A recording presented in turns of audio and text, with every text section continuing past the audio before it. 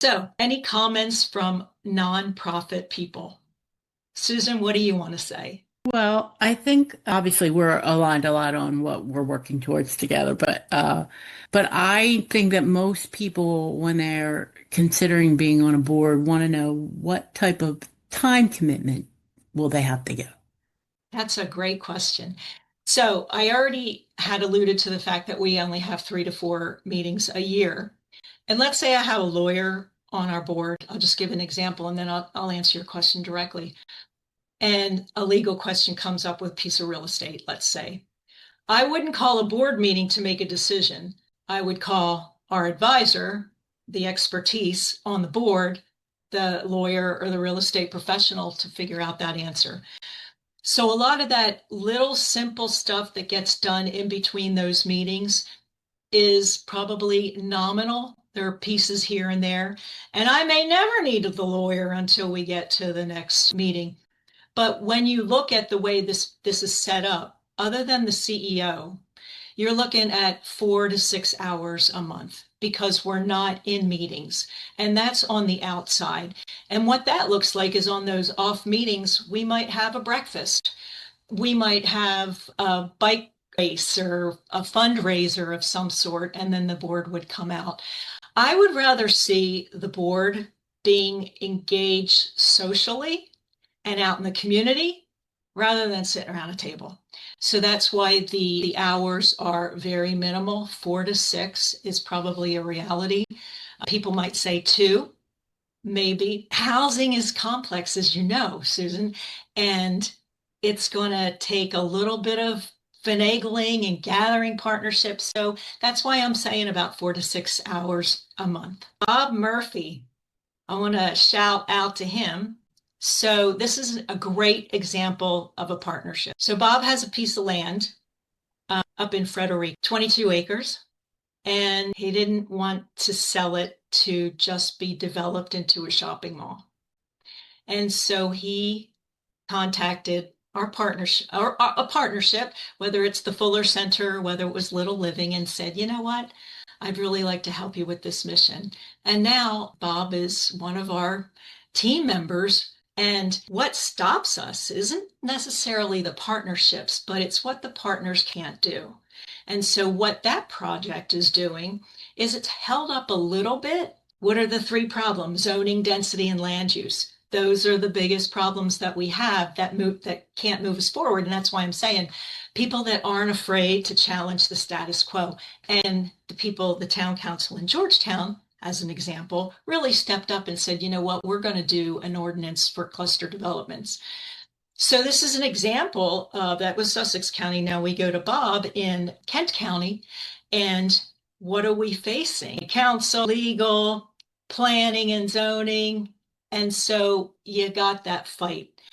And that's not even including the NIMBYs, not in my backyards. The board, they have their partners out there in the community, and those partners might be the people on the planning and zoning, or they might be somebody that can talk to the governor or a council member and say, you know what, we really need to support this project, or we need to really look at our ordinances to see how we can support smaller scale development, smaller houses, and really look at that missing middle piece of housing that we don't have enough of because you saw that there's an imbalance between what's available and who needs housing. So I'm going to call out Carolyn. Carolyn is an amazing, we're a broker, realtor. It's just amazing. She really helped me out with an eviction problem that I had. And Carolyn, what do you see and hear from your end of dealing with consumers in the purchasing of are they open to smaller units, starter houses? Are they open to accessory dwelling units?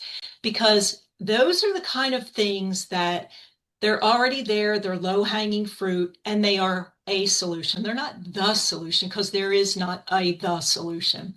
So there you are. And So yeah, that's share with us on that. well, on my end, because I come from it from three different ends. I'm a property manager, I'm a realtor, I'm a builder. So I see all three. Newcastle County has made some efforts with the accessory dwellings. And they're also working on something about putting some tiny houses as infill, which is a big step for them. Mm, The house I grew up in, it was just my mom and dad and me, was smaller than two-car garage, and that was very reasonable for us. mhm. Fast forward years later, and one of the developers did small houses like that in Newcastle County, and they did not sell forever. I think the resales now aren't as too bad, but I do think people today want more than they can afford. But I think we need to make people aware there is a way of doing something within their budget if they can put constraints on what they think they have to have. Yeah, for sure. And And that's why the word affordable it's a is hard word. it's Rentals the same way. I mean, rentals, nothing is affordable anymore. And the thing is, it's not investors trying to take advantage of tenants, it's their expenses. Some of my investors in Wilmington have had their property taxes go up triple with this reassessment. They Mhm. can't absorb that. They have all their expenses too. It's just crazy out there. So it's nothing. And my heart goes out to the tenants and to the buyers who don't have the budget. And I love what you're doing. I love your tiny house idea. I think it's fabulous. It's going to be a big, hard sell to people who think they need McMansions when they can't. Right. And then you have another set of people that live in their car and they're willing to live in a 500 square foot house. So you've got the I want to be on the beach in a McMansion, and I know I can't afford it, but I'll figure it out. And then you have the people like, I'll take anything, a roof over my head. And I think if we could get more zoning where we can do more tiny houses, Yeah. there was a piece in Odessa I thought would be really good for it, but it's being developed for something else. But I think there is a need for that type subdivision. And the name of the subdivision that was done up in Bear way back when, I can't think of it, but it did not go well back then. I think there's a need for that today. And I think maybe some people are starting to realize that. Yeah, and I sat on that task force for increasing affordable housing building in Delaware, and I was on the policy side. And one of the big things we said is that we need to change our ordinances so that it supports missing middle, so it supports other types of housing options, i.e., accessory dwelling units and tiny houses. And just for anybody that doesn't really know the difference between a tiny house and a starter home, tiny houses are usually 399 square feet or less, whereas little living are one bedroom, and these are the properties that, or the houses that we have on display in Georgetown. Our one bedroom is 468. Our two bedroom is 650, 660.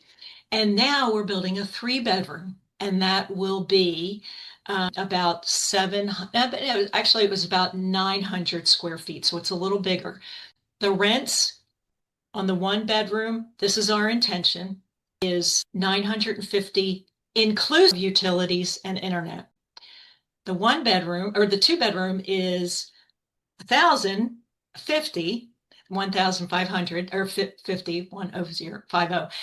And that is inclusive of utilities and internet. And then the three bedroom will rent for about 1,250. And of course, it was really important to me to make sure that those utilities and internet, because there's kids that need to study, is included in that rent. Because those are the things that add up on your housing costs. And those are the things that really push you further into the 50% of severely cost burdened when we don't think about it. And especially, like Carolyn said, if you have a humongous house, then you got to heat it and then you got to furnish it. Plus, plus, Yeah, plus, plus. I'm looking at tax records of my parents' house that I grew up in, and it's saying it's 600 and some square foot. I didn't think it was that big. It was 22 by 28, and that was a two bedroom, living room, Yeah. kitchen, eating kitchen, and a bathroom. And again, for three people, it was sufficient. But people today don't see that. Hmm. Just Hmm. sad. Yeah, there's probably a lot of people on this call that grew up mom, dad, four kids, and a dog. And Right. they lived with, one bathroom, three girls, and one bathroom was horrible. And Hmm. those were starter houses. And what happened was with those houses, they added on. They took the garage and made it a carport. A carport made it into a rec room or two bedrooms. They converted basements, etc. And now all of this stuff, why aren't we doing it? It worked then. it can work now. And so what the Fuller Center really wants to do is strategically think about where to put the types of properties for the right people at the right price. And that's the bottom line. And people always say, well, Michelle, you've never been homeless or anything. Well, let me tell you, I have a sister that's living with me because she was a retail person and she could only afford, no kidding, $300 a month. Now, where's she going to find that? And she had some other problems. And when people get involved in a multiple roommate thing, how many of them are doing drugs or et cetera, et cetera. So I understand the problems that the people are facing. So if she didn't have me to pull her in and say, you're now living with me, and that happens a lot. It's couch surfing, but she's not a couch surfer. She's here permanently. And families, moms and dads are like sometimes sick of their kids still being around. So that's some of the reasons. And so I do this work because I can, because I've got the background and the education and the connections, and I just need a team around me that will help me grow and grow because this problem is growing and growing and not going away. So, and Susan was so right when she said people don't want to get on boards because it's like, 24 hours, I don't have that. And that's why this new model really is looking at the right people doing the right job in the right way. So, yeah. Michelle, what's your land situation like? Do you have the land to build on? So Carolyn mentioned infill. There are so many infill projects. The land that our proof of concept is on, I was on the radio and I did a housing segment, and a guy called me right after that radio segment and said, you know what? I have an acre. I have no idea what I'm going to use for it. I want to partner with you guys. So sure enough, he donated an acre, and it's not really an infill, it's a regular parcel. So we do have a lot of parcels here and there, but they're small. And so a developer doesn't really want something, say less than 5 acres, because that developer is used to the big stuff. Whereas if you can reframe your mind and say, let's look at something smaller and how many units can we put on that infill or that 1 acre parcel, that makes a big difference. But the land situation, looking over the last 20 years, our population down here in Sussex County, believe it or not, has grown 20%. And so a lot of developing is happening and continues to happen. And I don't know if anybody caught that statistic, and I was shocked at this. Only 1.8% of homes have been built since 2020. And people are always talking about so much development, but those are the numbers. The median year built is 1986, so still that's pretty old too. So as far as land goes, there's a lot of farms, and sometimes those families, it's the land is left to the kids and they don't have a clue what to do with it. Well, geez, we can show you how to turn your land into a profit center by putting some tinies on there or some little houses or whatever and make that into a profit center for you. Just like we teach accessory dwelling units, if mom's too can't get up and down the steps and doesn't want to clean that big house, maybe she puts an accessory dwelling unit in the backyard and rents out the big house, the 3 bedroom, 4 bedroom, and therefore she has a source of income to supplement senior citizen income. So to answer your question, we are not the only place that I would consider really like city-like is up north where Carolyn is, so the Newcastle County. And when she said infill, they definitely have more infill. They also have more blighted properties. And I think that us affordable housing people, housing that is affordable people, really need to look at those vacant and blighted properties and say, you know what, who owns these?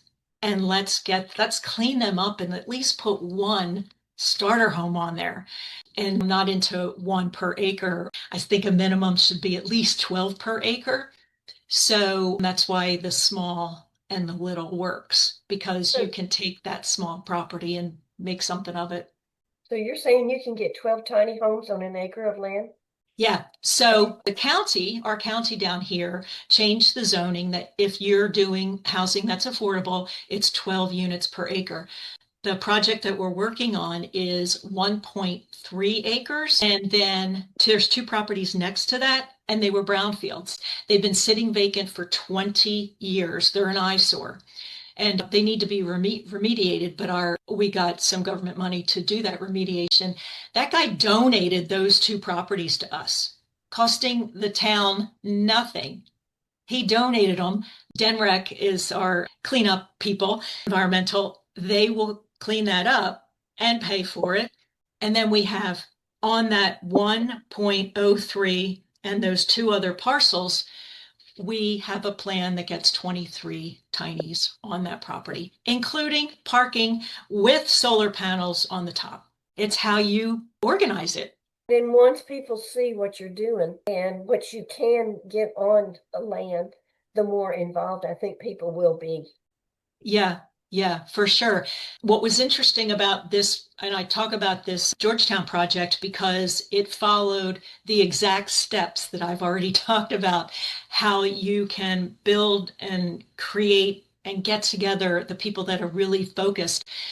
And when we put those, we had no problem getting the resolution done to put those proof of concepts on there. We had some open houses. We had the neighbors come in and see, and if you've never been in a tiny house or a little house, there is just amazing. And everything was just falling through perfectly. And then just the ordinance for the cluster developments came up for a vote to the town council. All of a sudden, NIMBY came out of the woodwork and said, "We don't like your project." Wait a minute, this isn't about the project, this vote. The vote is about the ordinance. So you got to get that passed first.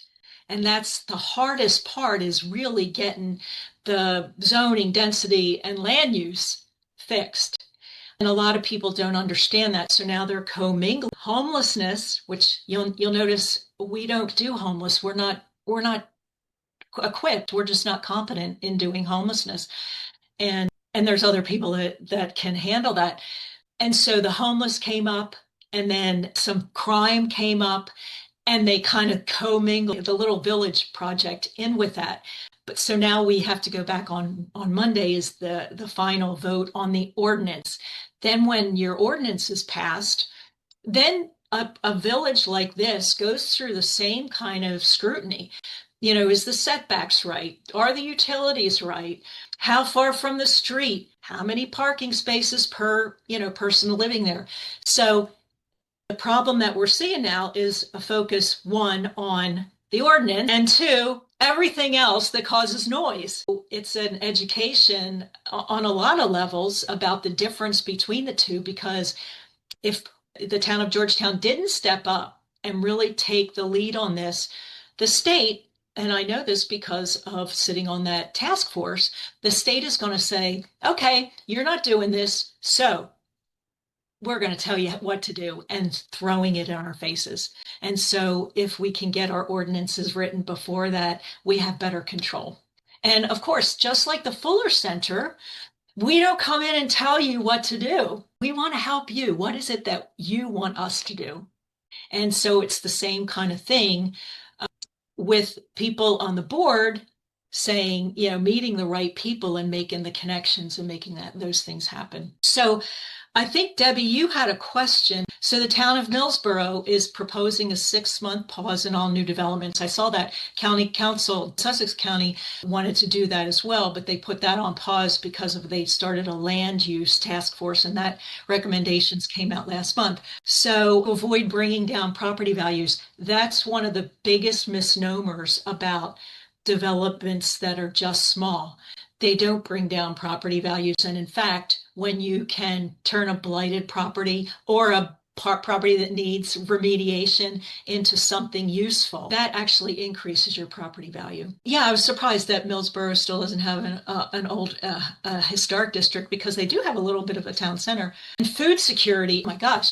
So our little village here in Georgetown has a community garden. And, I'm huge, being vegan, I'm huge into gardening and fresh food.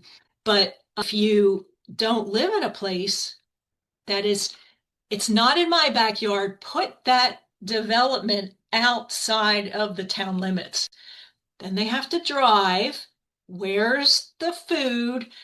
And are you going to ride a bike? So there's a lot of those things that the population say, but they're not true. And healthcare. So we've been working with both with Bay Health and BB on really looking at how do we house their workers, their specific workers, because I don't know about you, but have you been to a phlebotomist lately? Everywhere I go, when I'm sitting there waiting and they're drawing my blood or taking my blood pressure, if it's a nurse or whatever, I always ask where they live. And then I always say, wait a minute, are you telling me you work in Lewis, but you live in Seaford and you got to drop your kid off in Bridgeville for daycare? You're already driving an hour and a half, and then we wonder why our roads are clogged up. But I ask whoever they're doing, ask them where they live. And it's amazing how they will share. The last story a couple of months ago when I had my blood drawn, the last story was the gal and her husband, two incomes, and he was a professional. He wasn't, like a McDonald's worker or anything. Two incomes, and they still could not make the rent, and they still live with their parents. And they had two kids, by the way. It's not right. There's something wrong with that. So when we look at who serves us every single day, where do they live and how do they afford it? I don't know. Yeah, so housing for medical is huge. And the other words that I don't like are workforce housing, because then you have images of 1950 or 60 in row houses. They're not even really row houses, they're just cardboard boxes. That's not workforce housing, like for farm workers. So it's housing that is affordable from somebody's salary, really. And that's the whole thing. When people saw it. Oh, and then there was one gal at the Monday meeting. She stood up and said, I know dog houses that are bigger than these two houses. Okay, now how constructive was that, right? To sit, we've had panels every year for the last 15 years, and we're talking the same thing. So I was optimistic when that task force came down, and then there was the executive orders. Well, what's happening with that? I don't know. So that's why I said earlier that I can do this work, so I do it. Because not everybody can stomach, getting eggs thrown at them. So who's going to purchase the larger homes owned by retirees? Some places across the country, they're taking those big McMansions with 6 bedrooms because all the owners have died off, and they're cutting them into pieces and making them they sometimes cut them and make them into pieces for different size apartments, but there's also co-living, so that it's a roommate kind of situation. And a lot of ordinances don't even let you have roommates or live together with people that you don't even know. Again, where are we going to think outside of things that we did, in the 1960s or 50s? So the large homes, and they keep on building them. You're right. Where are all the houses for the professional positions? And our kids leave because they can't afford housing here. So they go to, whether it's Missouri, Mississippi or Texas or Florida or whatever, but we lose that talent. And it all comes down to housing. I've been doing research for a long time now, and I believe that all these problems are policy related. And if you can clear that out, and when we talk about a board of directors, it's pushing that limit and saying, you know what, we don't have to live by this. Let's recreate something that works for everyone. The people that are living in the tiny homes, number one, how many tiny homes have you built? So this lot, there's 2 prototypes, and no one is living in them because we show them off. And when people are applying, we've got over 100 people. As soon as those went up, we were getting emails and phone calls. We already have a waiting list. And so there's an application that they fill out. Sure. And it's all point based. And if they work in Georgetown, they get extra points. If they live in Georgetown, there's extra points. If they're disabled, there's extra points. So it's just like a regular application for, if the state were to collect an application for Right, right. affordable housing, it's the same thing. And they do know that they would be paying back, and that comes back to you? So this particular project, because I am with a partner, they not only got loans, they got a unbelievable amount. They were first time grant seeker, but they paid for all the layout and building and every drawings and legal and whatever. And then the rent, those numbers were figured out to not only pay for a rent, utilities, etc. It also pays for the property management company that will be managing that, because we want to keep it clean and a place where people want to live and people feel safe letting their kids play in the playground. So it's a different model. And I can see every property that we have, like the house or the property that Bob has, 22 acres. How many of that's going to be ownership? So therefore parceled it out. Or how much is it going to be ownership and you rent the land? And how much of it is going to be places that people can rent? And there's no short-term rentals. I forgot to say that. That is not one of the strategies for housing that's affordable. So it's all leased properties, more, 6 months, a year, because there's no riffraff and there's no vacationers coming into that. Okay, so those putting into the homes, they could be renters, This particular property, there's all renters. all renters. Okay. Yep. And Mhm. who does that money come back to? Well, it goes to the maintenance of the property and the debt, the money that we took out for creating and building. I think that property cost us to build, I think, 3.5 million. And so that doesn't even include the cost that we've already paid for, all the administrivia that we had to do. Who's doing the building? Are you getting volunteers? This particular project, my veteran projects, that's volunteer, that's more of a Fuller Center model. Okay. And it's vets helping vets. But for this particular project, one of the owners of Little Living, the other company, he had a furniture company, and they started building tiny houses.